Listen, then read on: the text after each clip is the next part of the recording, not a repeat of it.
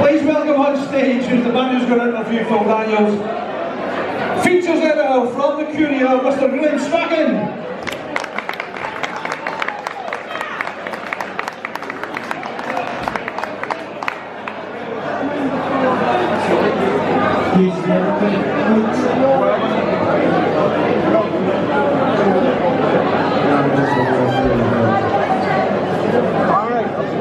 Hello.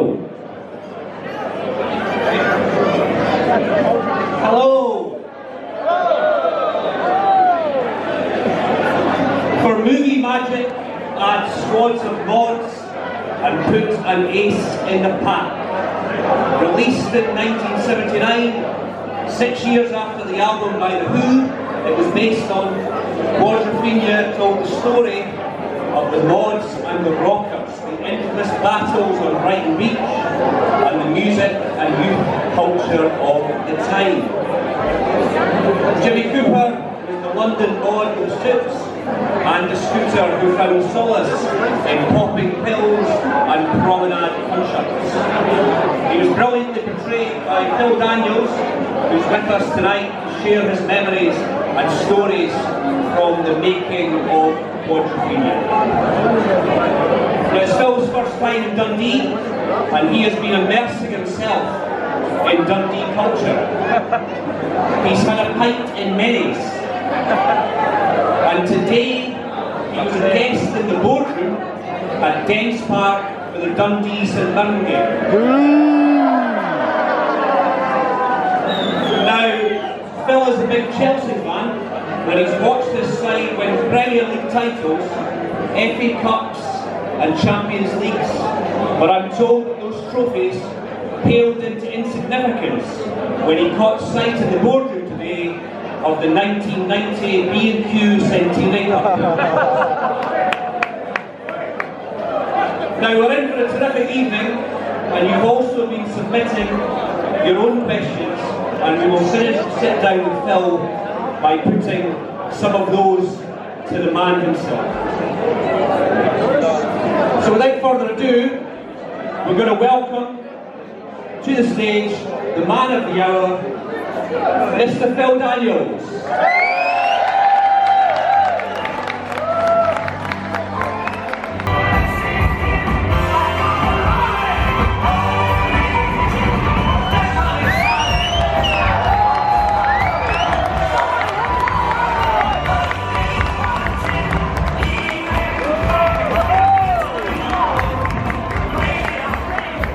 Thank you.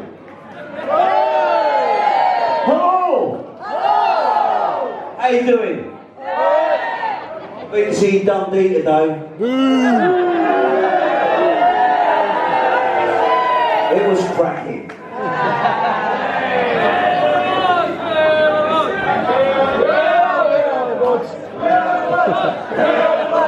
We are wet.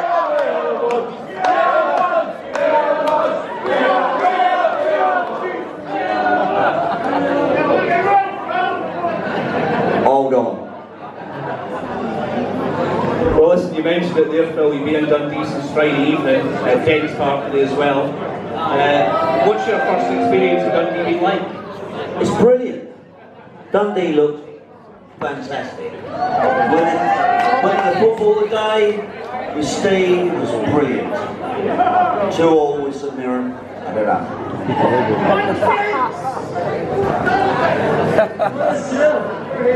Well, listen, we're here tonight, Phil, to celebrate the 45th anniversary of Quadrophenia.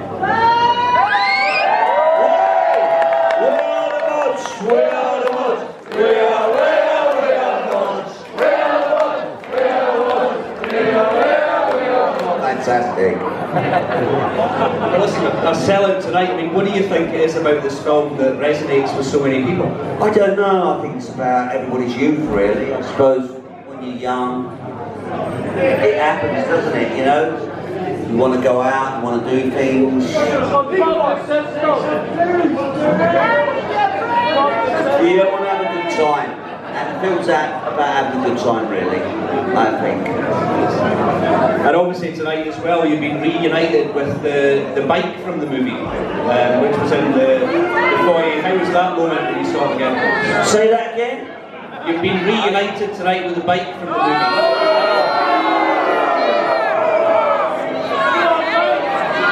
Am I allowed to ride it around someone's garden tonight?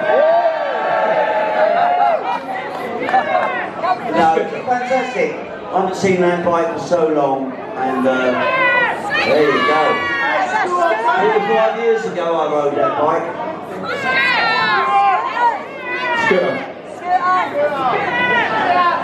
Now listen, the movie, Phil, was based on the Who's Quadrophenia album, which was released in 1973. Were you a fan of the Who growing up? Was that a band you listened to? Yeah, when I was like you know, my teens, I had the album, and I put the pictures up on the wall of all the pictures of all the things, and it was brilliant. And I love the Who, always loved the Who.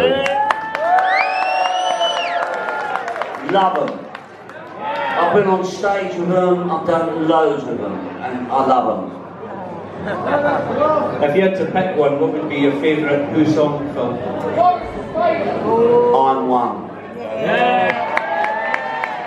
I love that song. Just back to your own. 5:15's good. Bill Boy! Who likes Bill Boy? Go get running now! Oh, that's the vote. A box you. Were you more of a mod or a rocker then when you were a teenager, Phil? I was a mocker. As Ringo Starr said. No, I was always a bit of a mod. You know, go to youth club, do things, enjoy myself. Always had brogues or, I don't know, Red Sox. Didn't matter. So take us back then. I mean, where was that?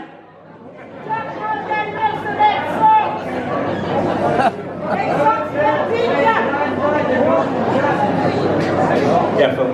Where were you at the stage in your acting career when you first heard about the role in Quadrophenia? I was in Africa doing a film called Zulu Dawn, and Bob Hoskins had a mud hut with a telephone in it. And a call came on, and it was my agent who said, look, there's this film called Quadrophenia, would you like to audition for it? And I said, yeah, I would. And there you go. Were you always going for the part of Jimmy? Was that the part you were going to always audition for? Yeah, I was going for the main part. But when I came back from Africa, I wasn't very well. My tongue split down the middle, and I auditioned for it, and it was pretty awful. And I had to lie down. And I think Johnny Lydon, Johnny Rotten, wanker. Anyway, we all went for it, and apparently he got the part. But they wouldn't insure him. I don't know why not. Anyway, I got it in the end, and end the story. End of. Am I on screen still? Good. Can you remember much about the audition that you actually did? Maybe the scene that you played? No, I had to do a screen test, and I did it with Leslie, I think. And we did the scene where, you know, I'm all upset with a scooter and threw it about, and they gave me the part. What did you think when you read the script for the first time? Was it something that... Well, when I read the script for the first time, I thought, what a load of shit.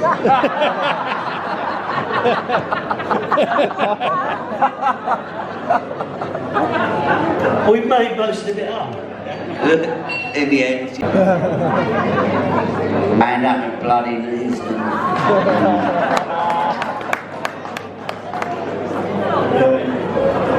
Could you ride a scooter yourself back then, Phil? I could ride a scooter, yeah. Oh, okay, I could ride a scooter. I've got a 1962 LI 150 Lambretta.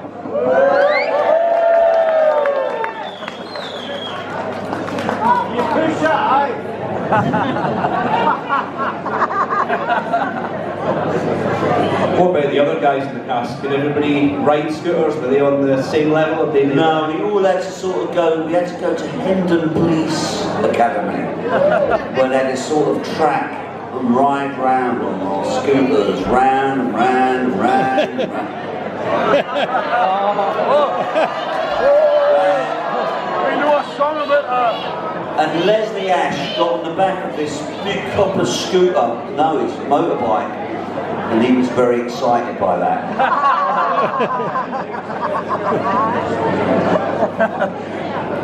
In terms of the movie then, did you do your own stunts on the scooter for the movie? I don't do all my own stunts. As you can tell by the dodgy hairdo that the geezer's got on. There's a wig. This is my own.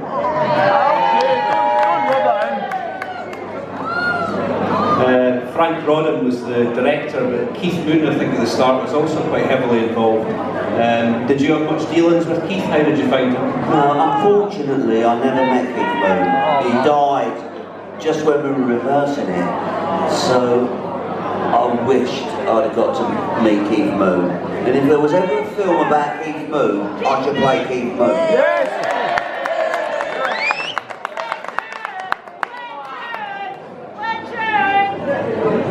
Sadly, you didn't meet Keith, but the Who were executive producers, so were they quite involved in the set? Did you have a lot of dealings with them? They turned up a bit. Ed Whistle was about the best, because he was still a bit mad. So you could go and have a drink with Ed Whistle at his house. Pete and Rog were off the booze and all that, so we had a fantastic time though. They were very kind, they were very with it, and it was a good feeling. Did you get a chance to hang out with them? Did you get to go for a drink with them? Yeah, but I was such a fan, you know? I was like this little kid that if I saw Pete Townsend, I was going, oh my God, that's Pete Townsend. Oh, that's Roger Daltrey. Oh my God. You know how it is. Was he your favourite member of the Who then, Pete Townsend? Oh, Townsend, yeah, he's one. I don't know. I wouldn't say George is my favourite member of the Beatles, either. But that's the way it goes.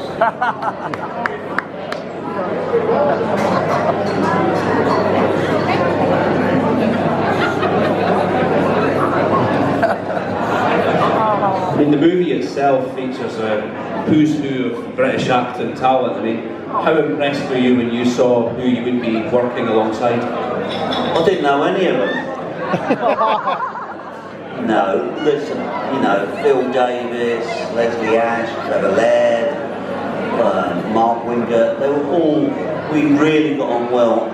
Frank Rodham was so clever. I mean, we had weeks that we worked with each other, did things with each other, hung out with each other, took blues with each other. No.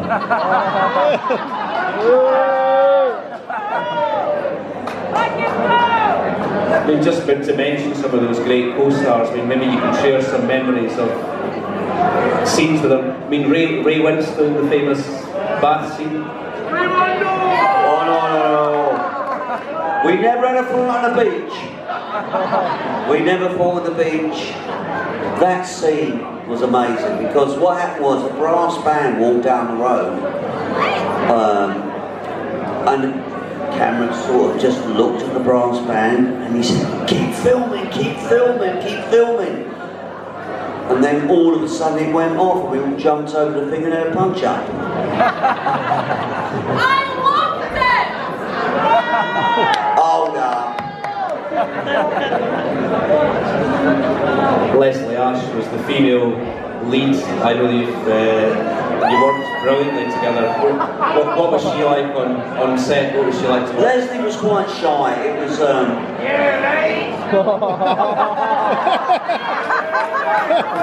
Leslie was very shy and very lovely. And I think it was one of her first ever filming jobs. She'd been a model up to then.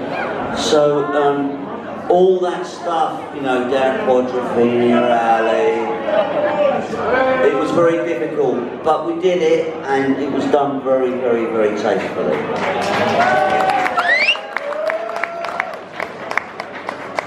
You mentioned him earlier, Phil Davis, another great guy to hang about with. What's your memories of Phil? Phil Davis is lovely. He's a wonderful actor. He's done really lots of good work, hasn't he? Chalky. Did I lead him? Did I do him in? Poor old Chalky. Thanks a lot, he said. Another one you got to grips with in the film, Toya Wilcox was another great character. Toya. She's meant to fancy me in the film, isn't she? She's done all right for herself, sings all her songs and all that. Brilliant, absolutely brilliant. Did you see that side of her during filming? Was she singing during filming? Was she musical? No, she was fine during the film. We all got on really, really, really well, and we had a great time, all of us. Finally, Sting, who was in the movie as well. What was he like to be working with? He can't ride a scooter, can he? Can Sting ride a scooter? Can Sting ride a scooter? He's a lovely bloke though. And he asked me one day, he said, listen, I'm going to have a little jam in my room, could you come up and play a bit of guitar? I went, nah, no mate. Is that the biggest mistake I ever made? Sing back to me! What's that there? Sing back to me!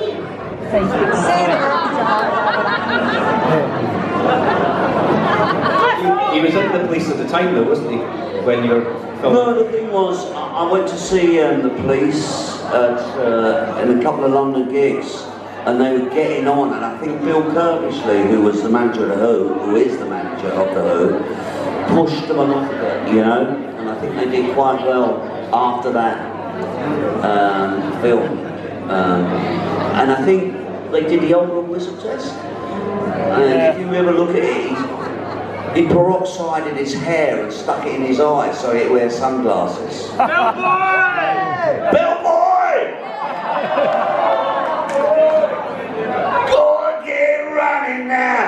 Bill Boy! Keep the lip button down! Bill Boy! Carry the bloody baggage out! Bill Boy! Always running out, someone's bleeding! You know how I feel.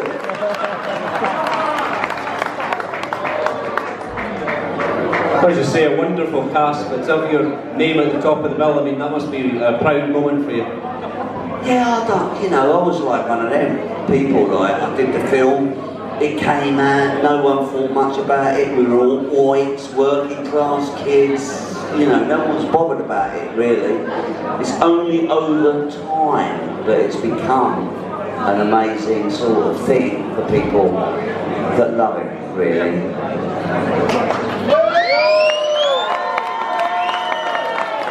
Thank you for loving it. It means a lot to me. There's obviously so many great scenes in the movie, but were there any that jump out for you as a particular favourite film? Oh, I don't know, really. I quite like the bath scene, me and Ray Winston. Tell us about that film. What? How did you film that one? Tell us about that. No, we just they stuck us in 2 baths in an old, and there we were. We had 2 fluffers each. You know what a fluffer is, don't you? And I just got fluffed a little bit more. Was that your first nude scene on film? There's a lot of It fluff. was. It's quite scary, you know, to be naked. It's quite scary to be naked on film. But who cares?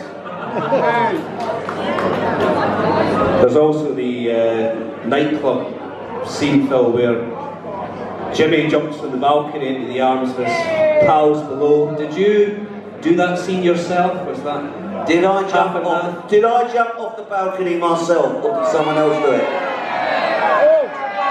I did it. Of course I did. You touched on it earlier, Quadrophenia Alley, the famous fully clothed love scene between Jimmy and Stephanie. Had you done many love scenes at that point, and what do you remember about that? Was it?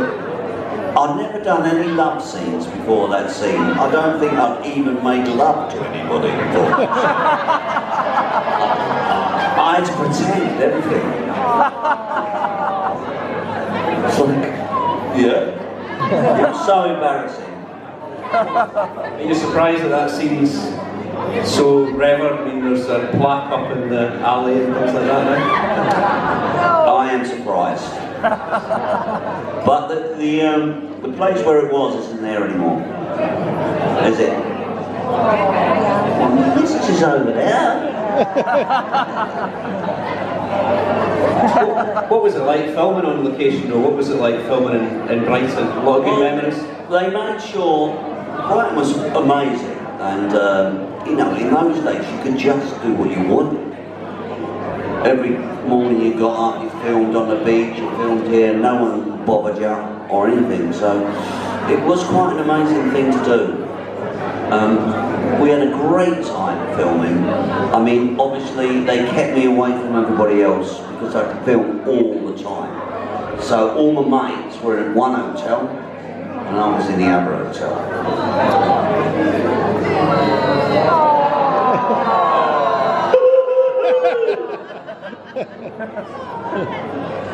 Obviously the rioting scenes, the fight scenes are very iconic. Was it real scooter clubs that came down for some of those fight scenes? No, the thing was, a lot of mods come down from, I don't know, Wigan, Manchester, told their missus they were going out for a bottle of milk and never went home for a month. So it was fantastic, and the rockers were great. I ain't anti-rocker. I mean, how real were those fight scenes? Did anybody get hurt filming them? A few people got hurt, yeah.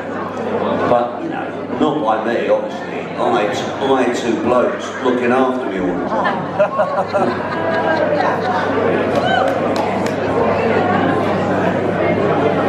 I mean, Quadrophenia must have been a great time in your acting life, though. How do you kind of reflect on those scenes now when you kind of look back behind us? Well, it was a long time ago, and it was a fantastic time, and I had a fantastic time, and it was a brilliant, absolutely brilliant thing for me. And you know, look, I've got all these people here tonight. I don't have to do nothing, you know what I mean? Without them loving it. Thank you very much.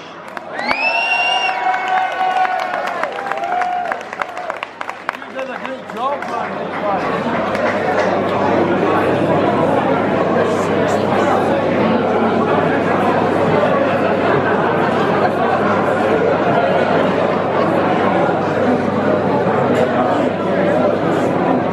Phil, what was the best thing about filming Quadrophenia for you? What was the best thing about filming Quadrophenia for you? Well, you know, I was a young bloke. I'd done nothing in my life before. All of a sudden, I'm starring in some big movie with my favourite band, The Who. I can't believe it, you know what I mean? I just can't believe what's going on in my life, but I was always pretty down to earth. So, I never let it get to my head, or I never thought too much about it.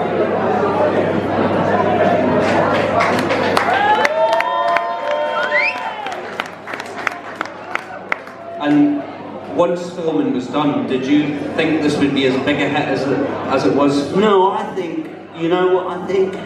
I think Quadrophenia wouldn't have been as big a hit if Trainspotting hadn't happened. I think Trainspotting pushed things along a lot more.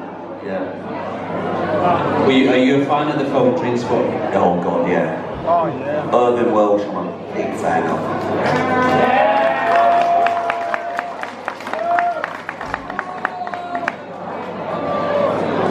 It was obviously the springboard to a terrific career for you, Quadrophenia.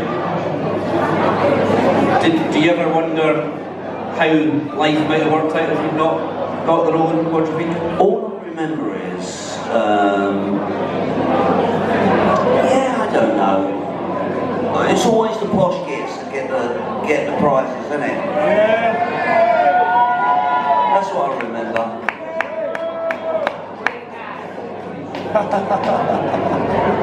You obviously acted alongside a lot of the co-stars again after Quadrophenia. Do you still keep in touch with a lot of the guys? No, I'm only 30, really. I'll see. Oh yeah, we go to Chelsea together. Go to Chelsea together. We go to Chelsea together.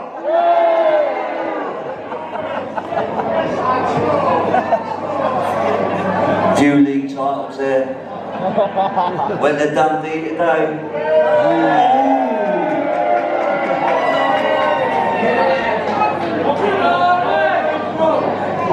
I mean, Phil, I know there was the movie To Be Someone, which was loosely related to the original, but were there any plans for a sequel at all? Do you know? Be Someone, I think, was the sequel, apparently, but I got warned off it by Bill Kirbysley. See, don't do that, Phil. Is it any good? It's no good. I think if they did a second film, Jimmy should be like, I don't know, ex-military on the streets or something. Make it more interesting. Make it about something else. But Townsend will have to write it, wouldn't he? Yeah. Quadrophenia is a ballet now, you know that, don't you? Yeah. It's a ballet now. So yeah, you touched on it there. I mean, a sequel, where do you think we would see Jimmy now? What do you think we'd see?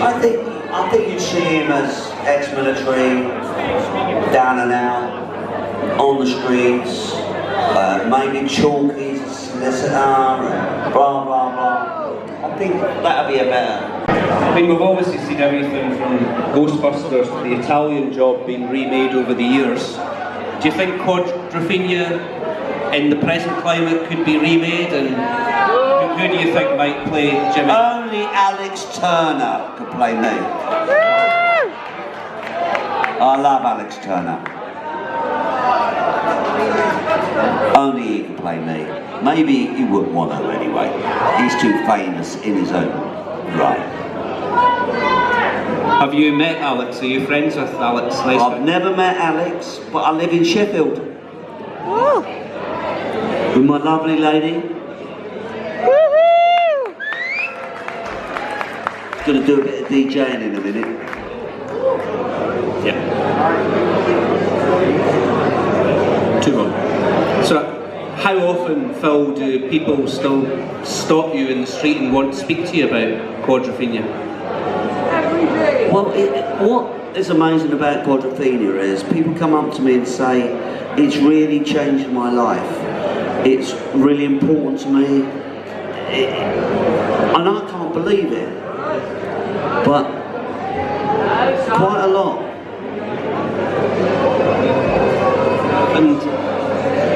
And mean, you've done so much during your acting career, but where does Quadrophenia rank in terms of your career highlights? In my career highlights, Quadrophenia is number 1. Number 1.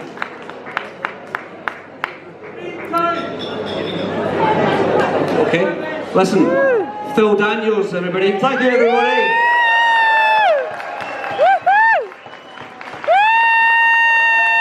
Thank you.